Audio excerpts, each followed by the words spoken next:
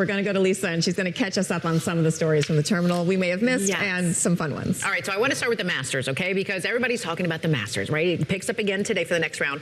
But there's a certain little guy that's really been kind of the focus here. Okay, so this is from the Washington Post. Let's get to the headline. It's, he's cute, he's rare, and he's the biggest star of this year's Masters. And it is, yes, the little garden gnome, okay? He has a coffee in one hand. He's got the umbrella in the other hand, all right? He's about 13 inches tall, about $60, but people line up for hours. A $60 garden gnome? I mean, he's cute, but I don't know if he's $60 cute. Because this is the only place you can get it. Like, you can't go online and just order one. He does have a little umbrella. Yes, he does. Unless you kind of do it through like eBay or something like, you know, the second market. Do you have to have a lawn to get him? No. Like, would he look good in the hallway of your apartment building? Yes, right? totally. How long would he last in the hallway? I don't know. There's also a lot of dogs in our apartment building. One would probably just like pick him up and take him away. Or do something worse. Okay, well, that too. That could happen. It's a gnome. Who knows? It's a gnome. And the reason why it's so big now is because there's rumors that he's going to be disappearing. So this might be the last time that you can get your hands like magically or like manufacturing? They won't make them anymore. It's a rumor.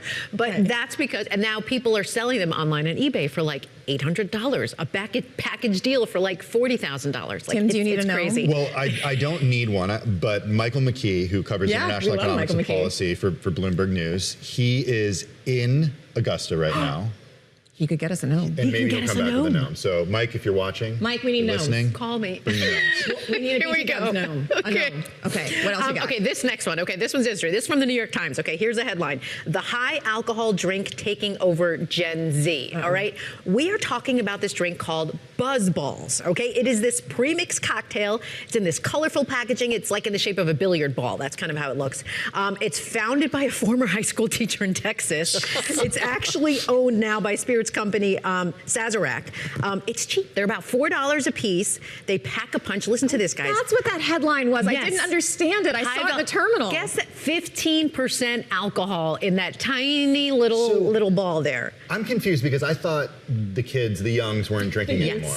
But here's the thing. The youngs like the cheap drinks because they can't afford, they're saying, the low-cal, you know, fancy seltzers. Okay, there's some drink trashy vodka so they like want we more had bang for their buck. My son gets these. I was going to say you have some Gen Zs in the house. Yes, my legal Gen Z loves these. Okay. The not legal one better not like these. Okay, there we go. But that's the problem they're saying is that because they like these things, and then there's bigger ones. They have like, you know, the Boulder, which is like a huge one that keep kids take to parties, but they like it because they say it's cheap.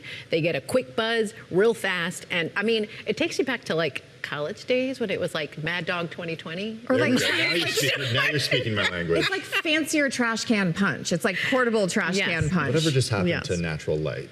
Yeah, Natty Light. Oh, you should have to suffer to drink. Like, it should not be fun. It should not be enjoyable. All right. This next one is for the adult homeowners, okay? Everyone trying to get a home. We're talking about affordability, okay? So this one's from the Wall Street Journal. The headline is, surging HOA fees are pushing homeowners to the brink. So rising HOA condo fees, too. Insurance, maintenance for common spaces, amenities like swimming pools, golf courses. Like, this is what all the HOA fees cover.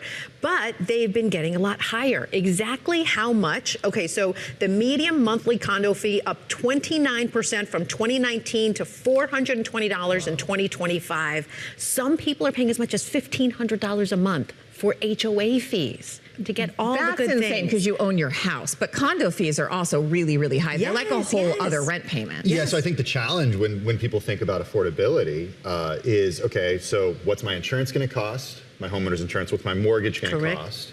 And now, what's my HOA going to cost? And the thing is that HOA fee can be variable. So if you plan for it, it could go up so much, and that makes things unaffordable. Right, and if these places have a big, project that they have to do, it's going to spike significantly, if they have to make the place I lived in D.C., they needed to redo the roof, and everyone was going to get like a $20,000, I forget what it's called, like on their bill. They had to split the cost. That's why you moved here. She's That's the reason. A nice- I rented. a nice, much I more rented. affordable place I'm in still DC. renting. I'm still renting. All right, this last one, it is from Bloomberg The Weekend, okay? And the headline, Christina, you're going to like this. I know you're part of a book club, okay?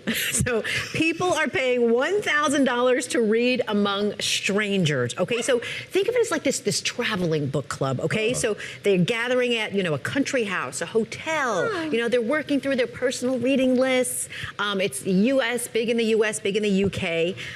So you read in silence, right? But you also do different things, like you can hike and you can go to yoga class and you can, have a field trip to a bookstore. It's just in this. Why are you looking at me like? No, I like it. No, I like You guys- over. I like it. Lisa's I read in silence every day on my commute.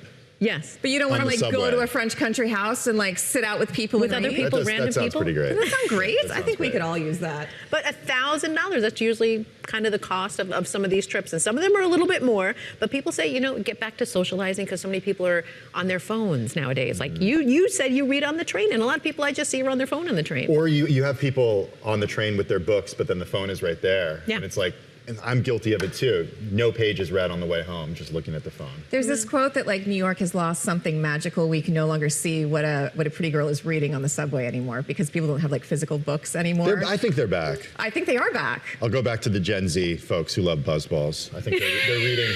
I'll they're let reading. them They're have reading Buzzballs actual. if they read actual They're books. reading I actual will books. Gen Z. I will They're let you reading have this. actual All books. right.